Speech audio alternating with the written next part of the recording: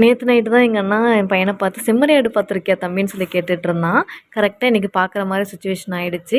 செம்மறியாடை காட்டி இதுதான் தம்பி நைட்டு மாமா சொல்லிட்டு இருந்தேன் செம்மறியாடுன்னு சொல்லி காட்டிகிட்டு இருந்தேன். இன்றைக்கி ஈவினிங் என் ஃப்ரெண்டு வீட்டுக்கு போயிருந்தோம். அவங்க வீட்டு என்ட்ரன்ஸ்லேயே சக்கரவள்ளி கிழங்கு செடி வந்துட்டு நல்லா படர்ந்து இருந்தது.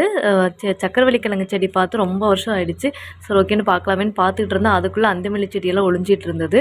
அதிலிருந்து விதை கிடைக்குமான்னு பார்த்தோம். கரெக்டாக 2 விதை கிடச்சிது. அதை எடுத்துக்கிட்டு அவங்க வீட்டில் நிறைய கீரை செடி அதுக்கப்புறம் காய் செடியெல்லாம் நிறைய வச்சுருந்தாங்க. பார்க்கறதுக்கு ரொம்ப அழகாக இருந்தது. நம்மளும் இது போல் வைக்கணுன்ட்டு ஆசையாக இருக்கான்னு எங்களுக்கு வீட்டில் முன்னாடி வைக்கிறதுக்கு இடம் இல்லை. கொஞ்சம் நேரம் இருந்துட்டு கிளம்பிட்டோம். கிளம்பும்போது பார்த்திங்கன்னா நல்லா மழை பிடிச்சிக்கிச்சு. கண்ணே தெரியல, காரே ஓட்ட முடியல, அந்தளவுக்கு நல்லா மழை பெஞ்சிட்டு இருந்தது.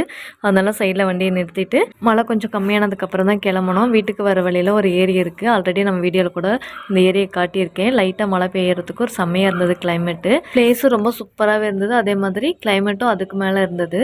ஃபோட்டோஸ் எல்லாம் கொஞ்சம் எடுத்துக்கிட்டு அதுக்கப்புறம் வீட்டுக்கு கிளம்பியாச்சு.